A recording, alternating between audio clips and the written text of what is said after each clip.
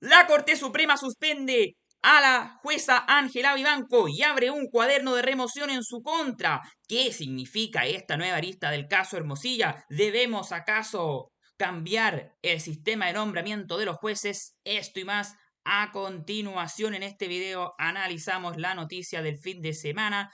Reportaje sábado en la noche, Ciber.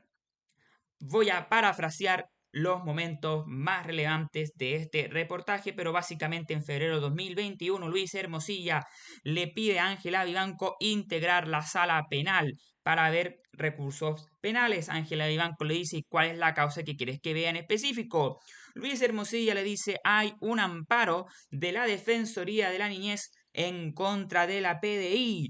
Luis Hermosilla, acto seguido, dice hay buenísimos argumentos para rechazar dicho recurso de amparo. Entonces, Luis Hermosilla de modo expreso le solicita a Ángela Vivanco que vea una causa y de modo implícito le solicita que falle de determinada manera en dicha causa. Afortunadamente para la ministra Ángela Vivanco, por circunstancias que desconozco, ella no logró integrar la sala penal al otro día para ver el recurso que Hermosilla quería que ella viese, por lo tanto se ahorró una potencial investigación en sede penal. Bueno, día domingo ayer, todos los empiezan ciertos diputados más de izquierda a decir como, bueno, vamos a acusar constitucionalmente porque esto es inaceptable y qué sé yo. Y hoy día lunes la Corte Suprema dice, no, ¿sabéis qué? Bueno, mejor no, mejor nosotros mismos la vamos a suspender. La Corte Suprema ha suspendido a la ministra Ángela Vivanco, va abierto un cuaderno de remoción en su contra. ¿Qué significa esto? Básicamente que le dicen, oye, por si acaso, bueno, te vamos a echar, pero ya, defiéndete para que no te echemos. Y bueno, ahora Ángela Vivanco en un determinado plazo va a tener que responder y eventualmente se llevará a cabo esta remoción o no por la Corte Suprema. De los 21 ministros de la Corte Suprema tienen que 11 fallar en contra de Ángela Vivanco. Bueno, ella no va a fallar, así que va a ser 11 de 20, ¿no? Ya, eso es a grandes rasgos. Pero ahora vamos a tener una pequeña clase coloquial, no específica, no voy a ser tan preciso en los términos, pero coloquial de derecho constitucional. La Constitución Política de la República establece tres mecanismos para responsabilizar a los jueces. Está el artículo 52 que le establece, le otorga a la Cámara de Diputados, solo a la Cámara de Diputados, es una función exclusiva de la Cámara de Diputados de acusar constitucionalmente a los ministros de los tribunales superiores de justicia, es decir, Corte Suprema y Corte de Apelaciones, por notable abandono de deberes. Después el Senado, si los diputados deciden acusar por mayoría de los que están en la sala a la jueza, después el Senado será aquel que fallará dicha acusación constitucional para condenar o absolver. Entonces está esa posibilidad. Está la del artículo 79, que yo creo que es extremadamente importante tenerla claro, que establece la responsabilidad de los jueces en los fallos de su sentencia, ¿no? Y a grandes rasgos, entonces se reduce en la frase prevaricación, ¿no? ¿Cómo es? Administración torcida de la justicia. Esto ya estamos en el terreno de la responsabilidad penal. Es decir, el juez falla de manera tan aberrante que estamos ante un delito penal. Es decir, la fiscalía se tiene que meter, etc. Ya. Es importante tener claro que esta prevaricación tiene, yo lo estoy simplificando mucho, ¿no? Pero hay tres tipos de maneras de caer en prevaricación. Una es a través de un cohecho, es decir, me pagan plata para que yo falle de determinada manera. Dos es fallar con evidente malicia. Por ejemplo, yo soy un juez muy de derecha, llegan hueones, qué sé yo, de izquierda y me los cago porque odio a la izquierda, malditos comunistas, los odio y fallo de manera extremadamente torcida. Difícil probar eso, pero ese es un ejemplo también de fallar con malicia, porque una cosa es fallar con cohecho, otros con malicia, y finalmente, y esto también es importante tenerlo claro, también se castiga la negligencia extrema, es decir, simplemente soy un juez ignorante y aplico de manera desastrosa el derecho, también me pueden perseguir por eso. Difícil que ocurra eso en la Corte Suprema, eso va a ocurrir con un juez de letra o qué sé yo. Ya. Ok, ¿por qué es importante tener claro que existe este mecanismo penal? Después voy a explicar. Y finalmente tenemos el mecanismo del artículo 80, que es la facultad de la Corte Suprema de remover a los jueces que no hayan tenido buen comportamiento. Entonces, ¿qué carajo significa tener buen comportamiento? No lo sabemos exactamente, pero el Código Orgánico de Tribunales en el artículo 337 establece cosas que claramente son mal comportamiento. De hecho, si te suspenden 2 veces en 3 años, significa que no tienes buen comportamiento. En verdad, buen comportamiento es lo que los ministros de la Corte Suprema decidan que es o no buen comportamiento. Ya, entonces, ¿por qué quiero hacer esta introducción?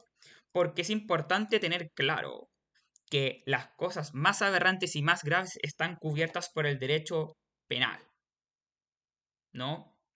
Y que para aquellas cosas que no están cubiertas por el derecho penal, existe esta facultad que tienen los diputados y esta facultad que tiene la Corte Suprema, ¿no? Entonces la Corte Suprema, sabiendo que existe esta facultad de los diputados, dicen, bueno, ¿sabéis qué? Mejor suspendámosla nosotros. Mejor pitearnos nosotros, Ángela y Banco, que darle el gusto a los diputados del Frente Amplio de humillarnos, weón, en la acusación constitucional. Entonces acá empiezan a surgir algunas preguntas. ¿Por qué el ministro Matus no ha recibido una suspensión por la Corte Suprema como si la sufre Ángela Vivanco el día de hoy? ¿Cuál es mi teoría? Mi teoría es que debemos distinguir entre 3 tipos de situaciones en las cuales un ministro de la Corte Suprema puede hacer cosas que sean reprobables. Primero, el ministro de la Corte Suprema, ¿no? Ejerciendo él en sus funciones jurisdiccionales, es decir, en la dictación de una sentencia, alguna conducta aberrante. 2. El ministro de la Corte Suprema, en calidad de ministro de la Corte Suprema, haciendo una conducta reprochable, como lo es Ángela Vivanco negociando, o sea, no, hablando con Hermosilla, diciéndole como ya, yo tranquilo, voy a dar de ver la causa que tú quieres que vea. Existe una tercera hipótesis, que es el juez haciendo algo reprobable, pero no en su rol de juez. Voy a poner un ejemplo súper burdo. Ya, supongamos que mañana un ministro de la Corte Suprema va a ver el partido Chile-Bolivia y empieza a gritar, ah, bolivianos maricones, ya. Bueno, claramente un ministro de la Corte Suprema no debiese estar gritando eso. Ahora, por eso lo vamos a sacar del Poder Judicial. Yo tendería a pensar de que no corresponde y que estas herramientas de notable abandono de deber y facultades de remoción de los jueces por no tener buen comportamiento no puede ser porque el tipo actúa de manera reprobable, como si, por ejemplo, tal vez si un ministro está en el estadio insultando a los bolivianos, tal vez sí, ese ministro debiese ser un ministro de Estado, del presidente de la República, debe ser removido, pero creo que un ministro de la Corte Suprema no. Y finalmente está la cuarta hipótesis, que es que tú hayas hecho cosas turbias antes de ser ministro de Corte Suprema. En el caso del ministro Matus, Matus está siendo, yo creo que lo grave que hizo Matus y la razón por la cual yo sostuve que Matus debía ser acusado constitucionalmente, no es por lo que él hizo antes de ser ministro, no es porque le pidió el favor a Hermosilla antes de ser ministro, es porque durante el ejercicio de su cargo en calidad de ministro de la Corte Suprema mintió reiteradamente respecto a sus vínculos con Hermosilla, minando así la confianza pública. Ese siempre ha sido mi argumento.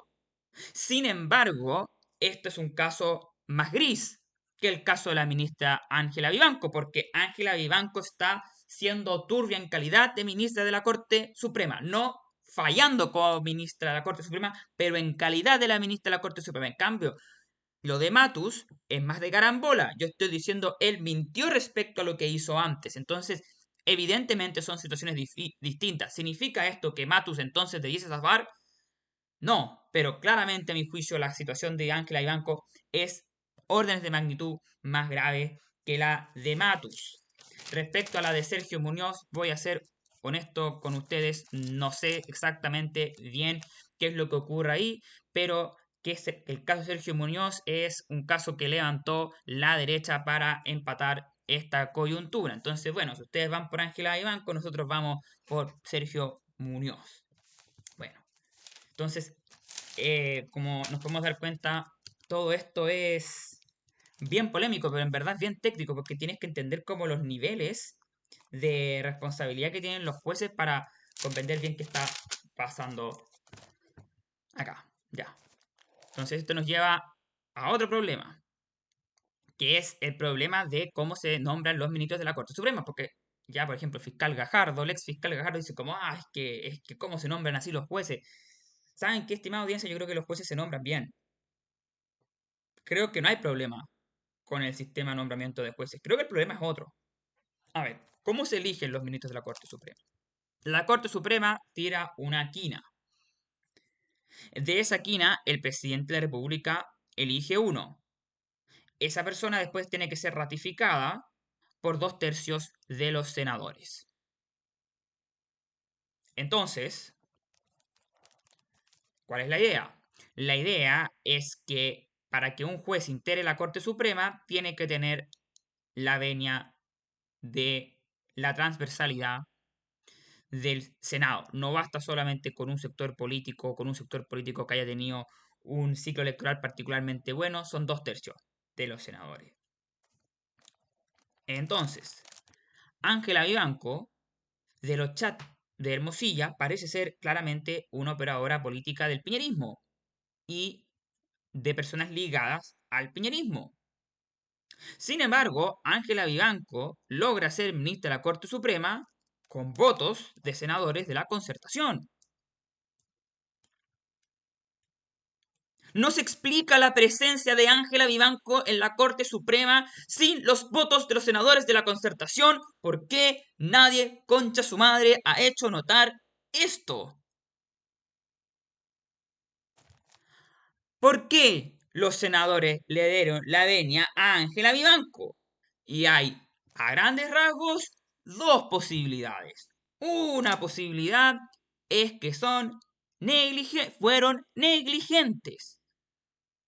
Es decir, ya sabían que Ángela Vivanco tenía tendencias más conservadoras, qué sé yo, pero no estaban al tanto de la relación cercana que tenía con el mundo del piñerismo. Es decir, en este caso los senadores serían negligentes y el problema sería extremadamente fácil de solucionar. Hay que sacar a senadores hueones y hay que poner a senadores vivos para la weá que no le metan estos golazos. Y no hay que resolver ningún problema institucional, simplemente necesitamos hueones más vivos. Lamentablemente, estimada audiencia, yo creo que no es esa la razón por que explica el nombramiento de Ángela Vivanco. Yo creo que la razón por la cual Ángela Vivanco es ministra de la Corte Suprema es porque los senadores de la Concertación dan la anuencia para que esto ocurra, sabiendo que es una operadora política de Piñera, con el acuerdo expreso tácito de que después cuando vengan los operadores políticos de ellos, los que van a los asados de ellos, los que van a los matrimonios de los hijos de ellos, esos hueones después integren la Corte Suprema. Entonces, no es un problema del nombramiento de los ministros de la Corte Suprema, es un problema del sistema político que representa la élite. Ahí está el cuello de botella. Si bueno, el nombramiento de de los ministros de la Corte Suprema no puede tener más contrapesos, weón. Tiene que estar de acuerdo la Corte Suprema, el presidente de la República, 2/3 de los senadores. Entonces el problema es que el sistema político es una casta, en vez de representar a amplios sectores de la sociedad chilena y procesar las distintas visiones que hay en la sociedad, tenemos una élite enclaustrada que intercambia favores. Ese es el problema de fondo, no es cómo nombras o no los jueces. Y además acá también hay un problema cultural. Hay un problema cultural, que es que nadie está criticando a los senadores que validaron a Ángela Vivanco. Esto me parece increíble. Volvamos a Chile, Bolivia, y ando futbolero para mi ejemplo. Supongamos, Dios no lo quiera, que mañana, bueno, yo soy chileno, le pido perdón a los hermanos bolivianos que están viendo este video. Dios no quiera que mañana Gabriel Arias juegue como el pico, el arquero de la selección chilena, y que se coma 2 goles. Bueno, si Gabriel Arias el día de mañana se come 2 goles y producto de eso Chile no le gana a Bolivia, tendremos que también cuestionar a Ricardo Gareca por haber puesto a Gabriel Arias al arco y no haber puesto a Brian Cortés. Evidentemente.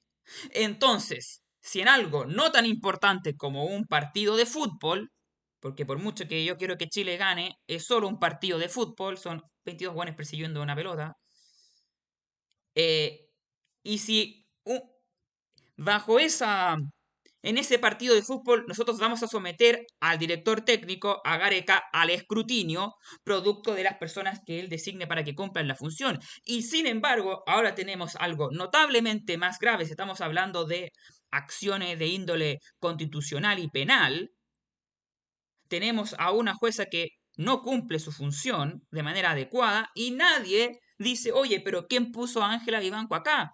Y esto es un problema cultural, que es un problema cultural específico de Chile, porque por ejemplo en Estados Unidos, eh, cuando los ministros de la Corte Suprema fallan de determinada manera, loco, al otro año en las campañas políticas dicen como, bueno, este senador designó, votó a favor de poner a este weón en la Suprema y miren cómo lo weón que hizo este weón se pidió el aborto. Entonces, por lo tanto, este weón es responsable de que se hayan pedido el aborto, por lo tanto, tenéis que votar en contra de ese weón. Y de hecho, el año 2022, pueden ver, está el video acá, weón, en este canal, cuando yo comenté las elecciones del 2022 que fueron mejores para los demócratas de lo esperado, fue precisamente por decisiones de la Corte Suprema. Los votantes norteamericanos castigaron a los senadores del Partido Republicano por los jueces que designaron en la Corte Suprema. Entonces hay un problema cultural. Entonces si tú no tienes una cultura de la responsabilidad en la política chilena, weón, no vas a tener ningún mecanismo institucional, weón, que va a resolver este problema. Entonces, es así de simple. O sea, weón, podéis tener, weón, no sé, un comité de sabios, weón. No sé, 5 sabios, 2 personas con calle, weón. Puta, un weón experto en derecho y la huevada. Pero, weón, puedes tener el mecanismo institucional que quieras para designar los jueces. Pero si no hay una cultura de la responsabilidad en la cual los actores que designan a las personas importantes se tienen que hacer cargo de quién chucha designan, da lo mismo. No, la weá no va a funcionar de igual modo.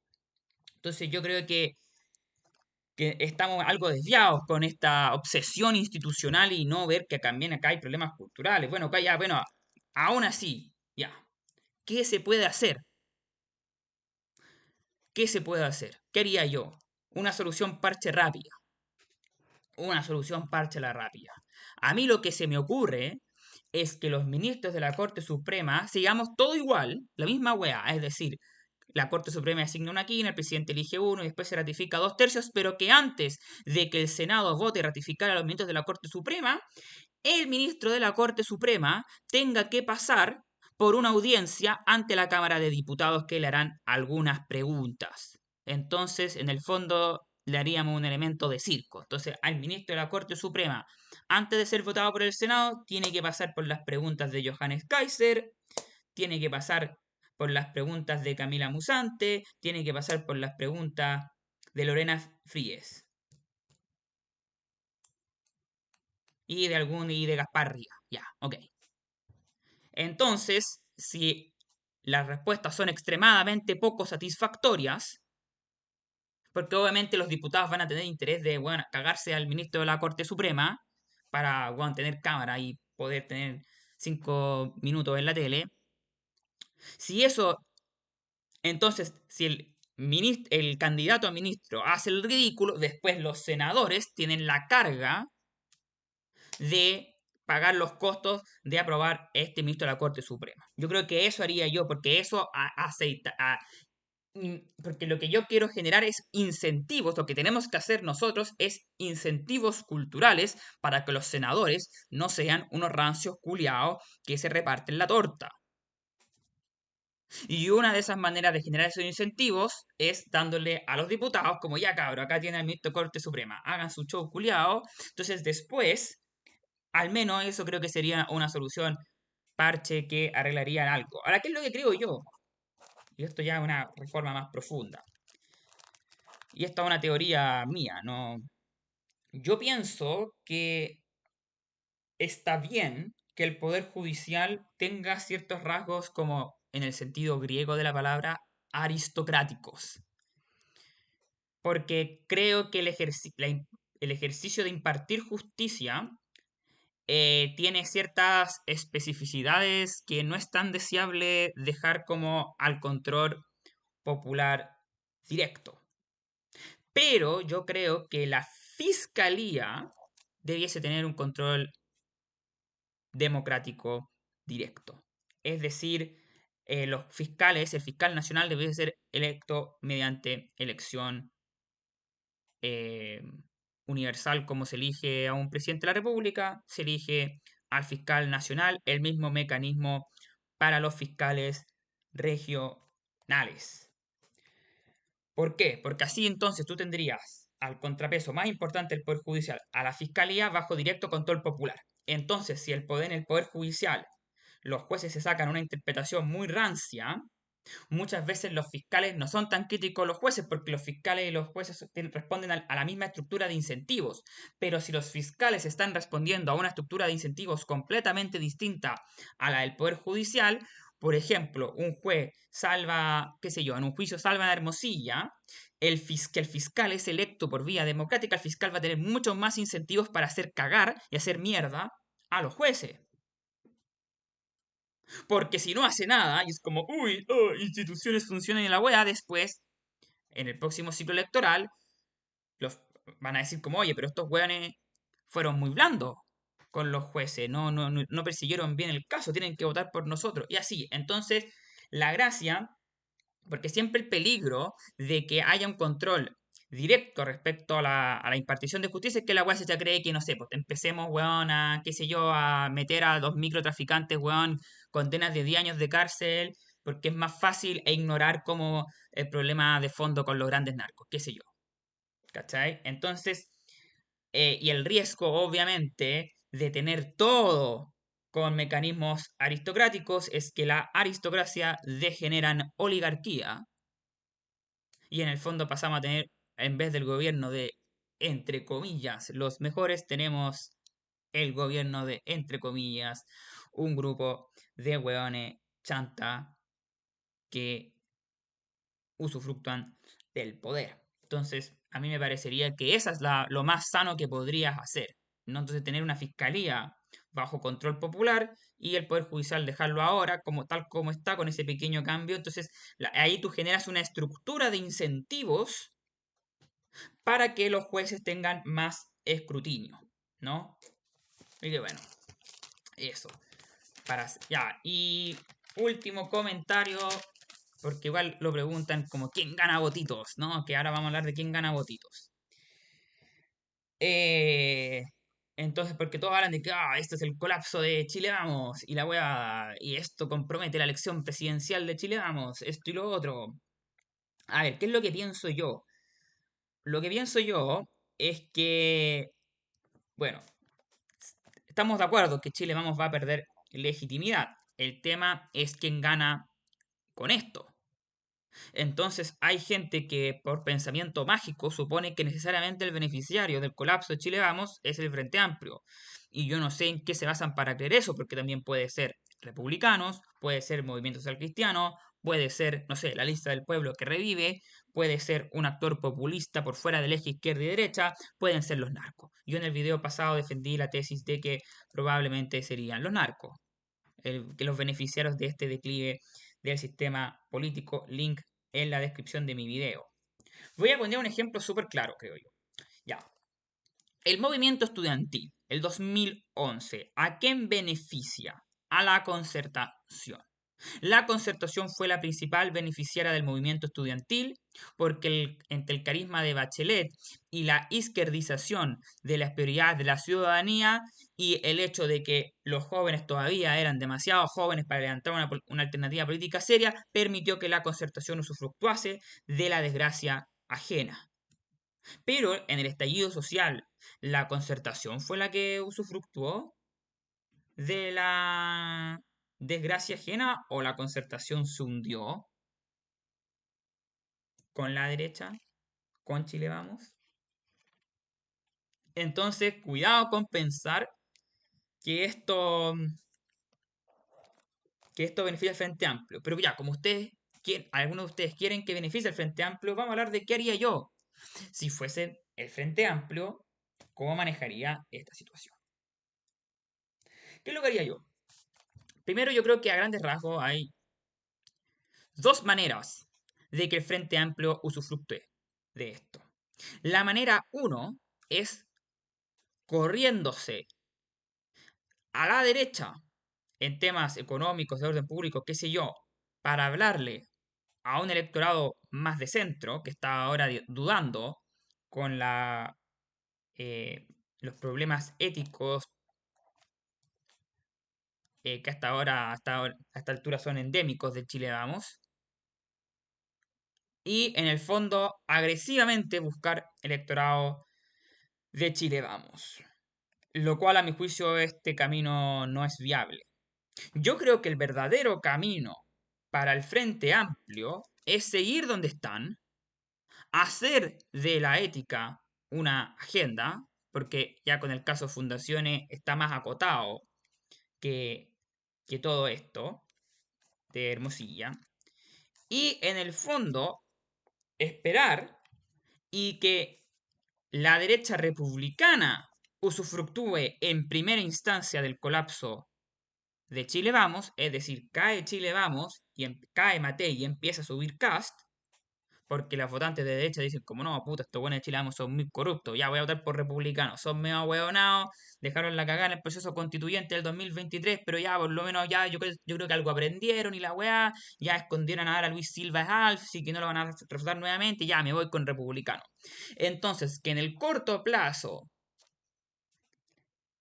el Partido Republicano crezca Chile Vamos y eso les permite en el mediano plazo, es decir, que el mediano plazo fue en el próximo año, enfrentar a Cast en segunda vuelta presidencial, enfrentarlo con Bachelet y tratar de que nuevamente Cast tropiece por tercera vez con la misma piedra de no lograr electorado femenino. Eso es lo que haría yo si fuese el Frente Amplio. Para mí, ese es el camino. No activamente buscar el electorado de Chile Vamos, sino seguir en mi posición más de izquierda, que en la misma derecha se hagan mierda entre ellos, que de esa zorral salga Cast, emerja Cast y las mismas lugares comunes de siempre, aborto, qué sé yo, etcétera, y nuevamente Cast lo probable lo puede dejar la cagada. Ahora fíjense ustedes que si yo creo que si es Bachelet contra Cast, yo creo que puede ganar Bachelet. Sí que a lo mejor de esa manera el Frente Amplio puede usufructuar, pero es una pasada por caja más lenta. No creo que puedan ir como inmediatamente a buscar el electorado de Chile, vamos, creo yo. Porque igual ese electorado, o sea, el gobierno tiene un rechazo duro de 52%, ¿sí? Por lo bajo. Y obviamente hay otro que hay, yo diría que, a ver, a grandes rasgos, tenemos un 35% oficialista, un 50% claramente en la oposición y un 15% que es más de oposición que oficialista. Así que yo creo que podría ser eso, el camino para el oficialismo. Ya, eso ha sido todo por hoy. podríamos hablar una hora más, pero ya quiero dejar estos videos de media hora, así que esas son mis impresiones respecto a el caso, a la arista Vivanco, que bueno, este video salió más técnico, más constitucional, pero bueno, eso es lo que nos tocó hablar el día de hoy. Los invito a suscribirse a mi canal, los invito a dejar comentarios, a ponerle like. Tengo la sospecha de que este caso va a dar para un segundo video en la semana. Si no lo hiciese, estaría sorprendido. El próxima semana son fiestas patrias, tiki tiki ti, tiki tiki ti. Así que creo que no subiré video respecto a política nacional, pero los aquellos que quieran consumir contenido político, la próxima semana se viene mi especial de las elecciones de Estados Unidos. Mañana es el debate Kamala Harris contra Trump. Yo la próxima semana les doy el análisis de las elecciones de Estados Unidos al detalle. Vamos a analizar cada estado: Carolina del Norte, Georgia, Arizona, Nevada, ¿no? Así que eso, que estén bien. Adiós, chao.